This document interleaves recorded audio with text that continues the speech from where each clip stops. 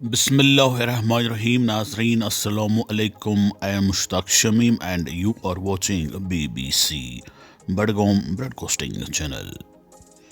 BBC देखने वाले सभी नाजरीन और व्यूअर्स का खैर मकदम है।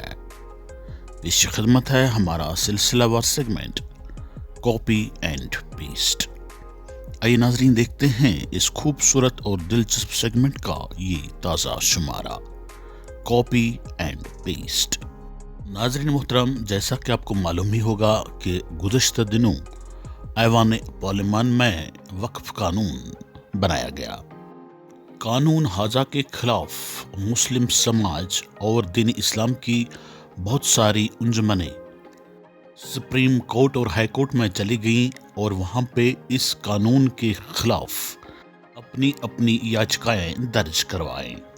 इस कानून के खिलाफ न सिर्फ मुसलमानों ने सुप्रीम कोर्ट और हाई कोर्ट में याचिकाएं दर्ज करवाएं, बल्कि बाज़ रियासतों की सरकारों ने भी इस कानून को गैर आईनी करार देकर इसके खिलाफ सुप्रीम कोर्ट का दरवाज़ा खटखटा दिया। कुल मिलाकर सुप्रीम कोर्ट में इस कानून के खिलाफ 73 याचिकाएं जमा की गईं और कल 16 अप्रैल 2025 से सुप्रीम कोर्ट के 3 रुकनी आईनी बेंच ने बाज़ाब्ता तौर पर इन रिट पिटीशंस की सुनवाई शुरू कर दी है। कल 16 अप्रैल 2025 को सुप्रीम कोर्ट में इन याचिकाओं को लेकर क्या कुछ हुआ, आइए तफसील से जानते हैं सुप्रीम कोर्ट के इन सीनियर वकील साहब से। आइए सुनते हैं। वकील साहब, जो लोग आपको सुन रहे हैं वो ये जानना चाहते हैं कि क्या सुप्रीम कोर्ट ये वक्फ संशोधन बिल रद्द कर सकता है? मैं आपके माध्यम से बोल रहा हूँ, पूरे देश की जनता के माध्यम से बोल रहा हूँ कि सुप्रीम कोर्ट का जिस तरीके से आज रवैया था, आज ही उन्होंने सुप्रीम कोर्ट ने इशूड नोटिस और इसके साथ में इसमें स्टे ऑर्डर पास कर रही थी। उसमें बहुत सारी पिटीशनों की सुनवाई भी बची हुई थी। चीफ जस्टिस ऑफ इंडिया से सारे लोगों ने रिक्वेस्ट भी किया, क्योंकि 73 पिटीशन आज लगी हुई थी। कोर्ट ने सिर्फ 2-4 को ही सुन पाया। सबने बोला कि लॉर्डशिप हम लोगों को भी थोड़ा थोड़ा टाइम दे दिया जाए, हम लोगों ने भी अपने क्लाइंटों से फीस ली हुई है। कोर्ट ने बोला ठीक है, नहीं आज ही स्टे ऑर्डर पास हो जाता। वो लिखवा भी रहे थे कोर्ट ने, तो हम लोगों ने सबने बोला कि ठीक है लॉर्डशिप, यदि ऐसा कह रहे हैं तो ठीक है, कोई इश्यूज नहीं है। दूसरा, बहुत सारे स्टेट जहां पर बीजेपी की गवर्नमेंट है, वो लोग इसको प्रमोशन करने के लिए बहुत सारे इंटरवेंशन मतलब जो पिटीशन फाइल होते हैं उसमें एक एप्लीकेशन खोज दो, जबरदस्ती का अपना पार्टी बनाने का एक तरीका होता है। तो इंटरवेंशन एप्लीकेशन बहुत सारी आई हैं, और वो जहां पर बीजेपी या बीजेपी के समर्थक स्टेट्स हैं वहां के लोग आए हैं। इस चीज को लेकर के सारी चीजें चल रही थी। मैं आपके माध्यम से आज बोल रहा हूं, कलेक्टर को आज चीफ जस्टिस ऑफ इंडिया ने यही बोला है कि कलेक्टर के पास कहां से ये पावर दे दिया है आपने कि उसके पास जुडिशियल पावर भी आ गया। अर्थात जुडिशियल पावर का मतलब, कोर्ट ने बोला कि लेजिस्लेटिव पावर तो आपके पास है, इसमें कहीं कोई समस्या नहीं है। और हम भी आपसे बोल रहे हैं कि कोई भी नेता हो, पॉलिटिशियन हो, पार्लियामेंट में या विधानसभा में, उसको नियम बनाने के पूरे अधिकार है, बनाए भी, उसमें कहीं कोई दिक्कत नहीं है। पर यदि कोई लीगलिटीज होगी, कोई इलीगलिटीज आएगी, कोई कानून में कमियां रहेगी, तो उसके लिए वकील बैठा है, और उस कानून की दलीलों को सुनने के लिए सुप्रीम कोर्ट या हाई कोर्ट बैठी हुई है। और कोर्ट ने आज स्पष्ट कहा भी कि ये हमारा पावर है, ये हमारा काम है, ये हाई कोर्ट के काम है, ये सुप्रीम कोर्ट के काम है, जुडिशियल काम। आपने जुडिशियल काम उसको कैसे दे दिया है? इस चीज का कोई जवाब उसका कुछ भी। कोर्ट संसद में पास हुए बिल को रद्द कर सकता है? बिल्कुल कर सकता है, कहीं कोई दिक्कत नहीं, पर सिलेक्टिव सेक्शनों को करेगा। मैं पहले से आपको बता देता हूं, 3-4 जो चीजें हैं उसको लेकर के करेगा, और उसमें ये डायरेक्शन होगा कि आप इसको मॉडिफाइड करिए। मॉडिफाइड का मतलब सुधार करिए। डायरेक्शन फॉर द इंप्रूवमेंट, ये करेक्शन के लिए जाएगा। और मैंने हमेशा बोला है कि जिन चीजों में कमियां हैं उसके करेक्शन की रिक्वायरमेंट होगी, और मैंने शुरू से बोला है और आज आपके चैनल के माध्यम से बोल रहा हूं। कल आप यही फिर न्यूज देखेंगी कि भारत देश में इन सेक्शनों को लेकर के ये चीजों को सुधारने के लिए चीफ जस्टिस ऑफ इंडिया ने फिर से रिमांड बैक किया है कि जो पार्लियामेंट अफेयर्स मिनिस्टर है, इसको फिर से इसको संशोधित करें, क्योंकि ये नेचुरल जस्टिस का कहीं ना कहीं पर कंप्लीट वायलेशन हो रहा है। सुप्रीम कोर्ट में क्या क्या हुआ, तफसील से बताइए दर्शकों को। प्रज्ञा जी, मैं आपके माध्यम से पूरे देश के लोगों को बताना चाहता हूं, जिस दिन ये बिल आया है उस दिन भी बोला हूं और कल भी मैंने बोला, इसके पहले भी बोला है, ध्यान रखना, प्रेस कॉन्फ्रेंस करके भी बोला है कि यह बिल 5 मिनट भी नहीं टिकेगा। अभी भी आपके ऑफिशियली बोल रहा हूं, कल भी बोलूंगा, कल भी 2 बजे के बाद मैटर लगा है और आज मैं आपको खुल के बोल रहा हूं, दर्शकों को भी आपके माध्यम से बताना चाहता हूं कि जिन ग्राउंडों के आधार पर मैंने बात की, क्योंकि मैं यूपीएससी का कॉन्स्टिट्यूशन पढ़ाता हूं तो मुझे थोड़ा सा डेप्थ नॉलेज काफी है, जो कोचिंगें होती है, तो मुझे 20 साल का अनुभव है, उससे मैं कॉन्स्टिट्यूशंस के आधार पर मैंने बात की थी। इस आधार पर मैंने बोला था, पॉइंट नंबर 1, किन आधारों पर मैंने कहा था और वही आधार आज भी शुरू हुए। कपिल सिब्बल ने, कोर्ट ने पहले ही बोला कि 73 मैटर है, because there is a lot of matters to आज कोर्ट में लिस्टेड है, तो हम सबको तो सुन नहीं पाएंगे, सेलेक्ट कर लिया जाए कि कुछ मतलब सिलेक्टिव मैटर्स हम लोग ले लेते हैं। ठीक है, कोर्ट के हम लोगों ने बातों को मान लिया और 3 वकीलों को भी सेलेक्ट, उन्होंने बोला कि जो इनमें सीनियर हो आप लोग आ सकते हैं, ठीक है, कर लिया गया। ग्राउंड की बात कर रहा हूं। पॉइंट नंबर 1, कोर्ट में पहली चीज बोली गई कि धार्मिक स्वतंत्रता आर्टिकल 25, 26 का कंप्लीट वायलेशन हो रहा है। What is the meaning of the 25 and 26? 25 ये कहता है कि धार्मिक स्वतंत्रता हर व्यक्ति का निजी और स्वामित्व का अधिकार है, उसमें कोई इंटरफेयर नहीं करेगा। पॉइंट नंबर 1, इसी का पॉइंट नंबर 1 का ए बात कर रहा हूं, ए सेक्शन। दूसरा 26 जो कहता है कि धार्मिक जो प्रबंधन है, अर्थात जो धर्म का प्रबंधन का मतलब मैनेजमेंट, उसमें भी कोई भी इंटरफेयर नहीं करेगा, अर्थात आर्टिकल 26। तो आर्टिकल 25, 26 का कंप्लीट वायलेशन हो रहा है। पॉइंट नंबर 1 था इसका। मेरी आवाज आ रही है प्रज्ञा जी? यस। पॉइंट नंबर 2, अब आ रहा हूं पॉइंट नंबर 2 पर, जो दलीलों के साथ में पॉइंट शुरू हुए, पॉइंट बाय पॉइंट में जनता को समझ में भी आ जाए। पॉइंट नंबर 2 मेरा था, कोर्ट में बोला गया कि जो हमने बार बार बोला कि जो वक्फ बिल आया है अब वो कानून बन गया है, जिसमें 2 कमेटीज होती है, एक सेंट्रल की एक स्टेट की, 2 कमेटीज है, आपको पता है। सेंट्रल कमेटीज में ये 1954 का जब एक्ट बन करके आया, क्योंकि बहुत पुराना इतिहास में जाना नहीं चाह रहा हूं, नहीं तो वो इल्तुतमिश से मैंने वक्फ के बोर्ड की स्थापना के बारे में बताया हूं, फिर उसके बाद फिर तुगलक वंश आएगा, फिर उसके बाद मुगल काल आएगा, वक्फ की स्थापना और स्टोरी कैसे शुरू हुई, ओरिजिन क्या है उसके बारे में। तभी तो कोर्ट ने बोला कि ब्रिटिश काल के पहले की भी आप रजिस्ट्री मांग लोगे तो हम कहां से पाएंगे, इसीलिए तो ये सारी चीजें आ गई।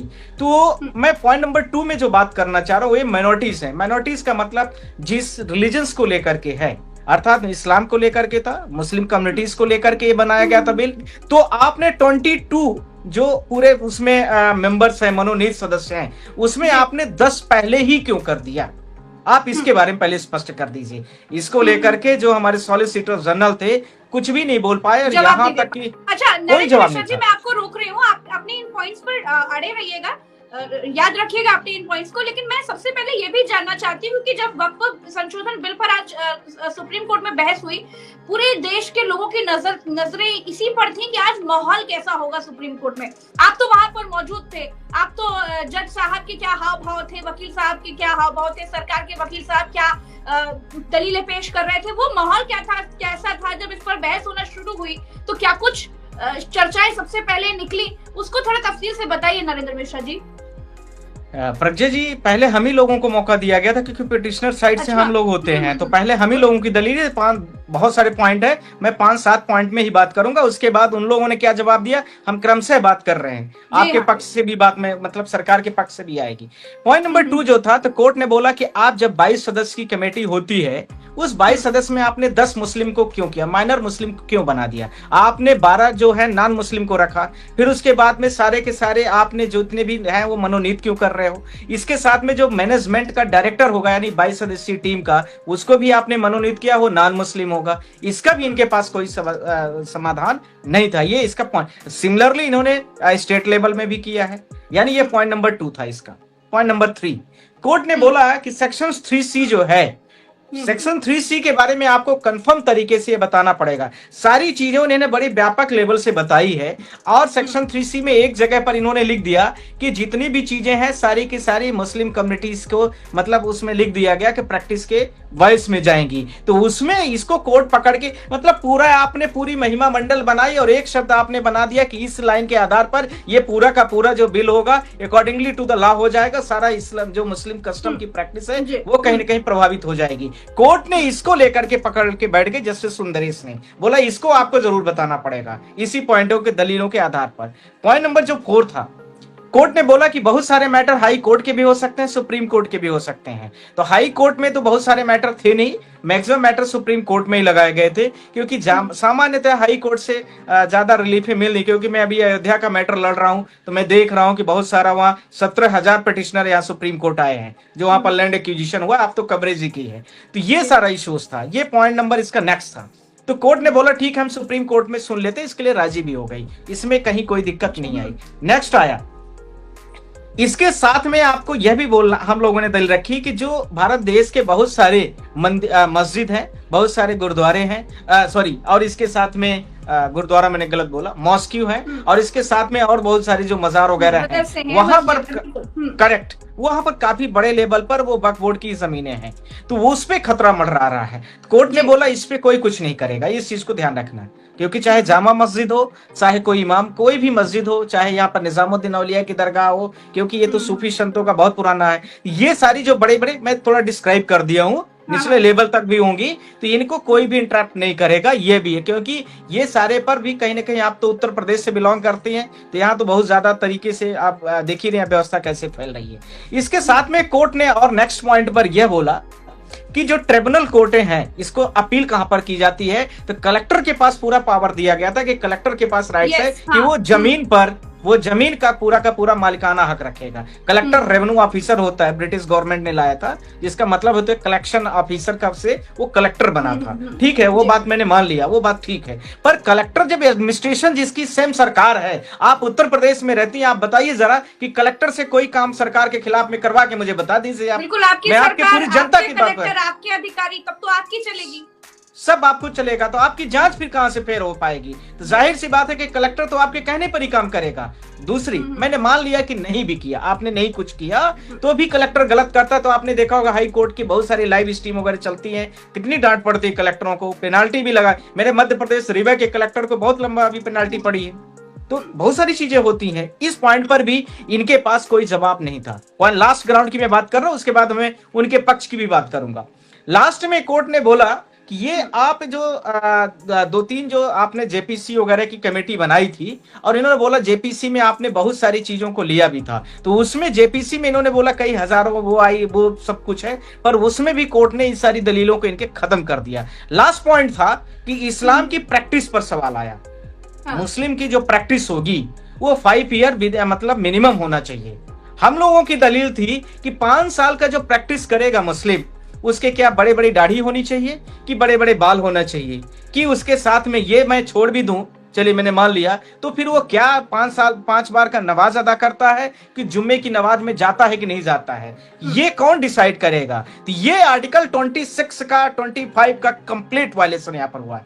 कोर्ट ने 3 चीजों पर जाकर के टिक गई, और लास्ट में आपको मैं बोलना चाहता हूं कि तुषार मेहता जी जो हमारे सॉलिसिटर जनरल थे, उनकी सांसें रुक गई, तो कोर्ट ने बोला कि तुषार जी आप चिंता मत करिए, हम आपके ऊपर कुछ करने वाले नहीं है, पर आपको हम अभी बता दे रहे हैं ओपनली, हमारे लिए पूरे भारत देश की जनता एक है, इस साइड की हो या इस साइड की हो। और कल भी मैंने बहुत सारे न्यूज चैनलों के माध्यम से बोला था, हाँ, बोला कि हमारे लिए सब लोग बराबर हैं, चाहे इस पार्ट के हो या उस पार्ट के हो, पर हम रिलीजियस फैक्टर पर कहीं भी, आपको ये ध्यान रखना कि कहीं भी यदि आपने गलत प्रैक्टिस किया है तो हम उसको नहीं करने वाले, नहीं माने। कोर्ट ने आज अपने तरीके से स्पष्ट कर दिया। जब जज साहब ने ये पूछा कि आप मंदिरों की कमेटियों में भी क्या मुसलमानों को रखेंगे, ये सवाल जब पूछा था तुषार मेहता जी से, सॉलिसिटर जनरल जो हैं उनसे पूछा, तो क्या इसका जवाब नहीं दे पाए थे सरकारी वकील? देखिए, मैं आपसे ये कहना चाहता हूं, तो सीजीआई साहब क्योंकि 3 घंटे की हियरिंग हुई, 2 बजे से 4:30 बजे तक हियरिंग हुई है, इसमें इतने सारे ग्राउंड आए हैं। जस्टिस ने बोला, सीजीआई साहब ने बोला कि आप ये बताइए कि इन मुस्लिमों को क्यों माइनर किया आपने, तो उन्होंने बोला कि जो 22 सदस्यीय टीम है इसको मैनेज करने के लिए बताया कि 22 में से 10 सदस्य मुस्लिम हो गए और 10 नॉन मुस्लिम, 2 जो होंगे वो ट्रिब्यूनल टाइप के लोग हैं, आईएएस ऑफिसर वगैरह करके उन्होंने इसका तोड़ निकाला। कोर्ट ने बोला मैं किसी भी स्थिति पर माइनर के लिए और इस्लाम किसी भी रिलीजन के लिए जो उसकी खुद की रिलीजियस एस्पेक्ट है उसमें मैं कहीं कोई कंप्रोमाइज नहीं कर सकता हूं। दूसरा, इसके साथ उदाहरण के तौर पर यह भी पेश किया कि सिखों का गुरुद्वारा हो गया, इस हिंदुओं में बहुत सारे होती हैं चीजें, तो वो सारी चीजें जब आती हैं तो वहां पर किसी को नहीं होता इंटरफेयर, जो कि आपके प्रश्न से जुड़ा हुआ है। आपने जो बोला है अभी कि हिंदुओं की कमेटी जो होती है, तो क्या इसमें, इसी में कोर्ट ने बोला कि इसमें क्या आप लेते हो मुस्लिमों को? रखेंगे आप? या इस चीज को लेकर के क्या जवाब तुषार दिए? मेहता के पास कोई जवाब नहीं था। यानी सरकार, तुषार मेहता मतलब यहाँ सरकार से हमारा मतलब है, जी। वो इंडिविजुअल कैपेसिटी कोई है नहीं। जी, बिल्कुल। तो वहां पर उन्होंने बोला कि हम इस चीज का कोई जवाब नहीं है। दूसरा, उन्होंने बार बार यही कि हमने ये रिलीजियस बना रहे हैं, बहुत सारे लोगों के पास बहुत जमीन है, थर्ड लार्जेस्ट है, ये सब दुनिया भर की बातें थे। कोर्ट ने 3 चीजों पर जाकर के अटक गई है। आज भी उन्होंने जजमेंट में भी इस चीज को लिखाया है, और वो तीनों पॉइंट्स क्या है ये जानना बहुत जरूरी। पहला बोला है उन्होंने कि आपने माइनॉरिटी क्यों किया है, इस चीज का मुझे कंफर्म जवाब दीजिए और उसका डायरेक्शन दीजिए, पहली बात। दूसरी बात उन्होंने बोला है कि जो आपने ये वक्फ बाई जो होता है वक्फ बाई रूल्स है, यस वक्फ बाई जो रूल्स, करेक्ट, वो उसी में मारे, वक्फ बाई जो यूजर है आपने उसमें क्यों हाथ लगाया, ये मुझे बताइए। ये थोड़ा समझाइएगा वकील साहब कि ये वक्फ हाँ। बाई यूजर है क्या? वक्फ बाई यूजर, मैं अब आपको थोड़ा सा हिस्ट्री मिले। इसका मतलब है कि जब 8th सेंचुरी में भारत देश में इस्लाम का आगमन होता है, इल्तुतमिश वगैरह भारत देश के, उन लोगों ने थोड़ा सा इसके बारे में वक्फ बाई यूजर मतलब वक्फ की स्थापना किया। और वक्फ का 3 सिर्फ शब्दों में मतलब था। एक ये था कि ये मदरसे की प्रैक्टिस कराएंगे, यानी शिक्षा व्यवस्था को। दूसरा, इसके साथ में मेडिकल ग्राउंड लिया था, यानी जो आज की मेडिसिन होती है। और तीसरा एक और है, ये 3 चीजों को लेकर के लिखे। वक्फ बाई यूजर यानी सरकारी जमीनें हम और आप ऐसे ही समझना है जैसे किसी प्रॉपर्टीज को हम दान दे देते हैं। जैसे मान लीजिए मैं ब्राह्मणी से बिलोंग करता हूँ, ब्राह्मण से, तो हमारे यहाँ हम लोग जमीनें कुछ दान दे दिए मंदिर बनाने के लिए, मस्जिद के लिए, या किसी के दाह संस्कार वाली एक एरिया पूरा ऑक्युपाइड कर दिया, तो ये हो जाता है। तो ऐसे ही वक्फ बाई यूजर होता है कि आप उसमें अभी रह रही हैं, मैं रह रहा हूं, वक्फ में हमें जमीन दी गई है, तो अब वो जमीन रहने के लिए भी हो सकती है, और इसके साथ में बहुत सारे लोग उसमें छोटी छोटी दुकानें खोल करके रख लेते हैं, बहुत सारे लोग उसमें कुछ और भी प्रैक्टिस कर लेते हैं, बहुत सारे लोग दरगाह बना लेते हैं, बहुत सारे जो लोग जैसे मान लीजिए कोई डेड बॉडी हो गई, डेड बॉडी को वहां ले जाकर के जमीन में खुदाई करके डाल। तो ये हो गया कि जो लोगों ने वक्फ किया है जमीन का, इस्लाम में ऐसा माना जाता है कि कुछ प्रॉपर्टीज का कुछ हिस्सा अपने वो डोनेट कर देते हैं, तो यही वक्फ बाई यूजर, और उसको पर्सनल कैपेसिटीज पर यूज करते हैं, क्योंकि ये सरकार से कोशिश करते हैं कि न लिया जाए या तीसरे थर्ड पार्टी से न लिया जाए। ये इस्लाम की इनके जो सारी चीजों पर है। तो ये जमीनें अब पीढ़ी दर पीढ़ी ट्रांसफर, जैसे कोई मान लीजिए हमने कोई प्रॉपर्टी वक्फ को दिया है, तो हमारे जो भी हमारे पूर्वज होंगे या रहे होंगे या हमारे घर के आगे वाले लोग होंगे, उन्होंने यूज किया, अब आगे हमारे आगे आने वाली संतानें होंगी वो करेंगी, तो वो हम उसी प्रॉपर्टीज का अपना इनहेरिटेंस नहीं दिखाते हैं कि हमारा उसमें कब्जा है, हमें देखते हैं कि हमें इस प्रॉपर्टीज को फिर हम वक्फ को आगे दे रहे हैं, जिससे और भी लोग इसमें जाकर के यूज करें इसको। ये इसका कॉन्सेप्ट होता है कॉन्सेप्चुअली। ये चीज को लेकर के कोर्ट ने बोला कि आप बताइए कि भारत देश में हिस्ट्री तो मैंने भी पढ़ी है, तो आपको यह ध्यान, कोर्ट ने पूछा उनसे कि आप एक चीज का हमें जवाब दे दीजिए कि ये जितनी भी वक्फ बाई यूजर प्रॉपर्टीज हैं, अब आप रजिस्ट्री मांगते हो, रजिस्ट्रेशन को लेकर के बात छिड़ी, तो रजिस्ट्रेशन आप कराना चाहते हो, तो रजिस्ट्रेशन बताइए कि ब्रिटिश गवर्नमेंट 200-250 साल भारत देश में थी। उसके बाद 1957 में जब भारत देश में डॉक्यूमेंटेशन की शुरुआत हो रही है, और भारत देश 1947 में जब आजाद हो, उसके पहले कहां कागज में लिखी पढ़ाई हो रही। एक प्रधानमंत्री अपनी डिग्री नहीं दे पा रहे हैं, पूरे भारत देश का लेखा जोखा मांगते हैं, पूरे भारत देश की जमीनों के कागजात मांगते हैं। मुझे लगता है कि मेरी भी प्रॉपर्टी का कोई पूछेगा तो हमें बहुत सारी चीज नहीं पता होगी, हमारे पूर्वजों को पता होगी। इस चीज पर कोर्ट बोली कि आप इनका क्यों रजिस्ट्रेशन मांगते हैं, इस चीज को मुझे बताइए। तो उन्होंने बोला ये है वो है, दुनियादारी, ये कर रहे हैं वो कर रहे हैं, मिसलीड किया पूरा। कोर्ट ने बिल्कुल अड़ी रही, जबकि जस्टिस हमारे सुंदरेश जी ने थोड़ा सा उनको रिलाई करने की कोशिश भी किया, पर सीजीआई साहब ने बिल्कुल भी नहीं माना एक भी बात। उन्होंने बोला मिस्टर तुषार मेहता, मुझे इस चीज की गारंटी चाहिए, और उन्होंने 3 स्टेटमेंट को उनके रिकॉर्ड पर ले लिया है कि आपने जो 22 सदस्यीय टीम है, उस 22 सदस्यीय टीम पर आपको माइनॉरिटीज के लेवल पर जो चीजें हैं, उस माइनॉरिटीज में कम से कम आपको 12 लोगों को मिनिमम रखना पड़ेगा, क्योंकि ये माइनॉरिटीज का है डिपार्टमेंट। आपने इसको इंटेंशनली किया है, आपने इसको जानबूझ के किया है। इस पर कोर्ट ने कहीं भी कुछ भी नहीं माना है। दूसरा, ट्रिब्यूनल कोर्ट को लेकर के जो कलेक्टर का जजमेंट होगा, उसको जनता के सामने, जनता अपील पर जाएगी, हाई कोर्ट, उसके साथ session court, high court, supreme court तक जाने का पावर मैंडेटरी बोला है कि ये मैंडेटरी होना चाहिए। याद रखना, ये नहीं कि कलेक्टर ने जजमेंट पास कर दिया उसके बाद कोई अपील ही नहीं कर पाएगा। कलेक्टर तो पूरा गांव का गांव दे दिया किसी अडानी अंबानी जैसे लोगों को। ये सारी चीजों को लेकर के इसके साथ में कोर्ट ने और भी बहुत सारे ग्राउंडों को बात किया, और साथ में सेक्शन 81 और इसके साथ में सेक्शन 14, जिसको लेकर के अमेंड किए गए हैं सेक्शन 40, 18 और सेक्शन 14 इन सारी चीजों को लेकर के कोर्ट बिल्कुल अड़ी है। और कल 2 बजे से कोर्ट ने फिर से सुनवाई के लिए इस मैटर को लिस्ट किया हुआ है, जिसमें हमारी भी कई सारी पिटीशन है, बहुत सारे सबकी पिटीशन है लगभग, पर हमारी भी 2-3 है जी। अच्छा वकील साहब एक बात बताइएगा कि वक्फ संशोधन कानून से कुछ धाराएं हटाने की लड़ाई लड़ी जा रही है कि पूरा कानून रद्द करवाने की लड़ाई लड़ी जा रही है? देखिए, वक्त को आप जब पूरा पढ़ लेंगे, बहुत ज्यादा तो है नहीं, इसमें 15-20 पन्ने का है, हम लोगों ने तो पूरा पढ़ा है इसको। तो इन्होंने क्या किया है, मैं आपको 2 लाइनों में बता दूं। 1913 है, 1913 में एक भारत देश में एक एक्ट आता है। उस एक्ट में पहले कैसे ये सारे वक्फ वगैरह के बारे में, सारी बातों के बारे में, रजिस्ट्रेशन वगैरह की बात होती है। 1923 में इसी का अमेंड किया जाता है, और इसके साथ में 1923 के साथ में 1954 में एक एक्ट आता है जिसमें 2 बॉडी बना दी जाती है, एक स्टेट बॉडी हो जाती है, एक सेंट्रल बॉडी हो जाती है। सेंट्रल में आज जिसको हम 22 सदस्य कहते हैं, और स्टेट में जिसके बारे में हमने आपको बोला ही 11 सदस्य बन जाते हैं। प्रॉपर फॉर्मेट हो जाता है, सेंट्रल वाले को सेंट्रल गवर्नमेंट रेगुलेट करेगी, छोटा वाला जो है स्टेट गवर्नमेंट रेगुलेट करेगी। साथ में पर यह है कि ओवरलैप किसके पास पावर था, सेंट्रल गवर्नमेंट के पास में पावर था। इस चीज को लेकर के कोर्ट ने अभी अब तो 1995 में इसको रिपील्ड कर दिया, यानी खत्म कर दिया गया है, और इसके साथ में इसको मैंडेटरी कर, अब 2013 में सिर्फ ये आ गया कि वक्त कोई भी व्यक्ति जमीन कर सकता है, अर्थात कोई भी इस्लाम हो, कोई भी व्यक्ति उसमें दान दे सकता है, इसमें कहीं कोई दिक्कत नहीं है। अब इसके बाद इन्होंने क्या किया कि यही 2013 के पहले वाली सारी चीजों को ले आकर के फिर से लागू कर दिया, 1955 को फिर से रिपील खत्म कर दिया। अर्थात इनकी जो नियत है और नजर है वो 3 चीजों पर है। कोई भी वक्त की प्रॉपर्टीज होगा, कोई भी थर्ड व्यक्ति जो होगा वो इंटरवेंशन कर सकता है, जबकि सरकारी जमीन यदि है, मान लीजिए हमारी है, हम अनाधिकार कब्जा करके रखें या आपने कब्जा कर लिया है, 12 साल से ज्यादा भी रहें तो भी हम अपने उसमें कब्जा के आधार पर उसमें हम परमानेंट पिटिशनर्स नहीं बन सकते। यहां पर इन्होंने परमानेंट बना दिया है। अर्थात यदि आपको कोई भी सरकारी जमीन है, वक्त की जमीन है, हमने 12 साल मान लीजिए किराए से रहे, तो हम उसमें उस प्रॉपर्टी में पक्का मतलब दावेदार कोर्ट के लिए खड़े होने के लिए दावे। ये क्या मतलब है इसका?